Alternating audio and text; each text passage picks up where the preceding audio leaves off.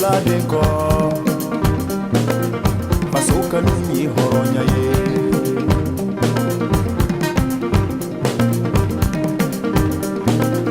Nimiko mimanya Okamunyu sininanya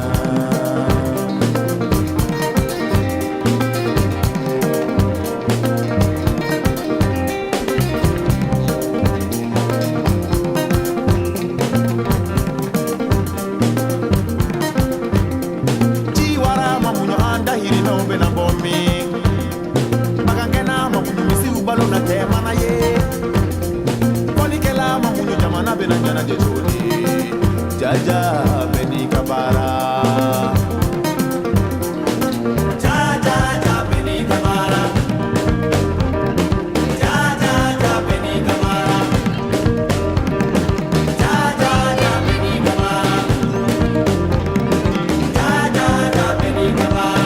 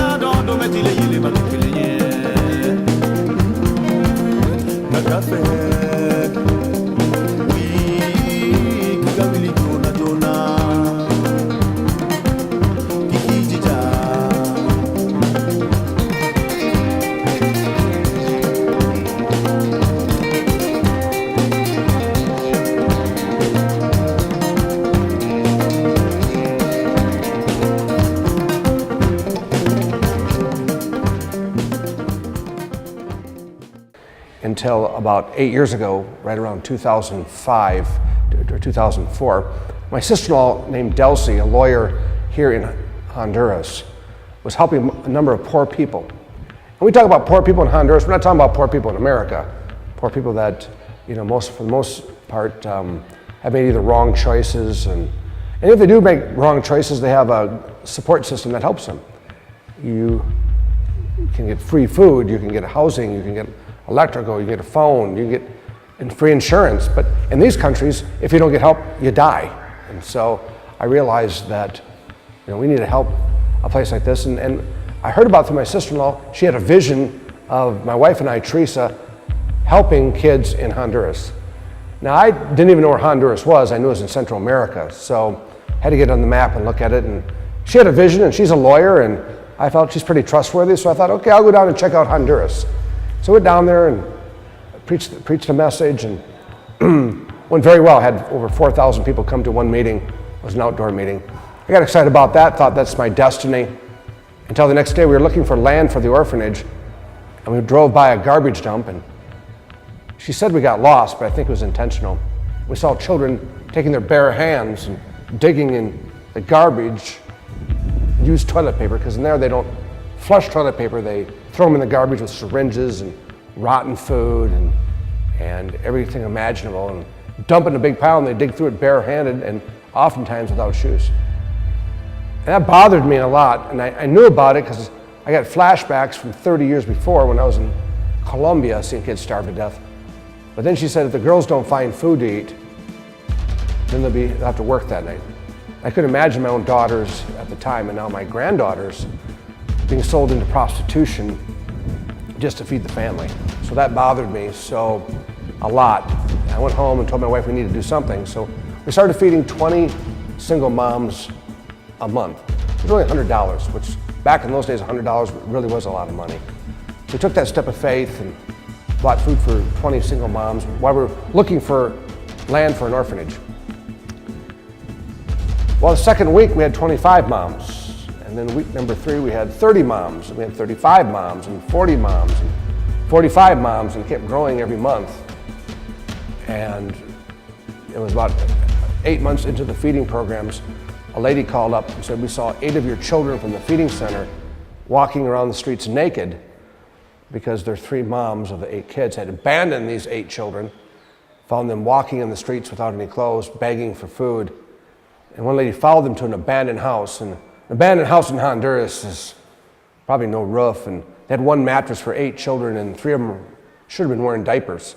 So you imagine the stench and the lack and how hungry they were eating in garbage cans. And so we decided then to have an orphanage.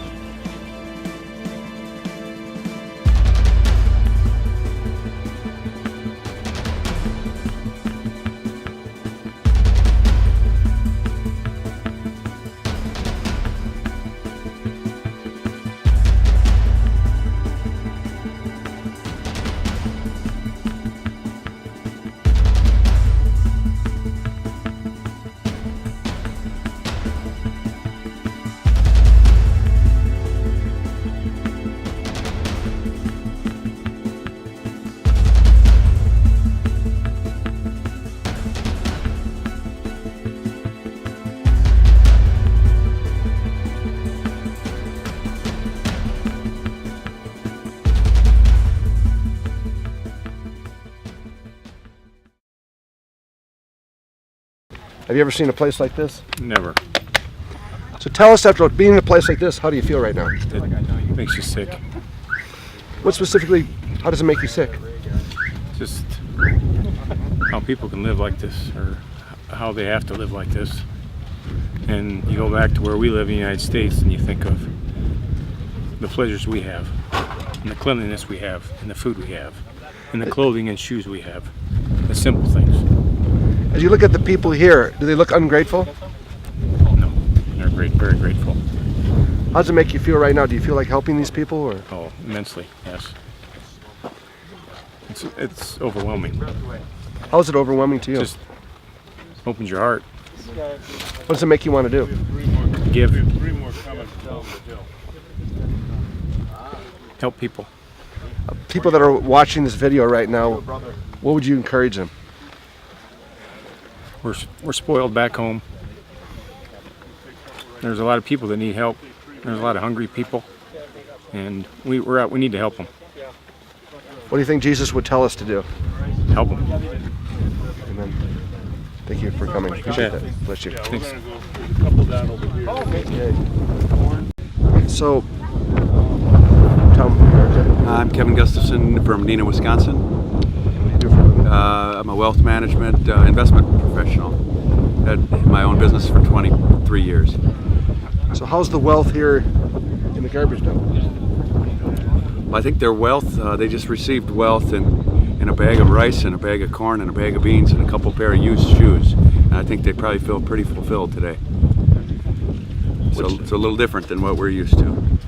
How do you feel after coming back here for a second time?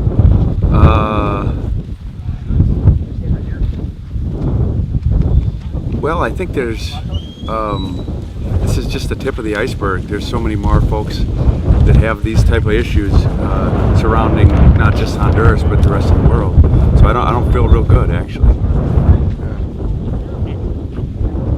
So when you came here, why did you bring your young kids here? Why is that important? Well, we live in a current day Babylon back in Wisconsin, where everything is just given to us, or to my children. They're just given everything. We don't probably work them as we should, and we spoil them, and it's all relative, I guess. But so I bring my children to see how the other, probably 90% of the world lives. Yeah. Frankly. What would you tell people in America? Should they come to a place like this? Take their kids here? Yeah, I think you should. I think it's a time that you can see that our world is struggling, and even our own country is struggling. And yeah, I would think anybody should come, whether it's here or somewhere else, and just see how desperate so many of the world is. When you're a financial analyzer, after coming here now 2 times, there's a lot of skeptical people out there. Do you think that Impact Ministries is actually helping people? Oh man, I know when I give $1 to IMI and Tom and his wife, that that whole dollar is going to go into a building, into some corn, into some gas that runs this ministry. I know how hard this man works. Matter of fact, I'm worried about him because he works so hard, and because of that, yeah, I would say this is a great ministry to be involved with. Okay. All right, we'll talk more at the orphanage.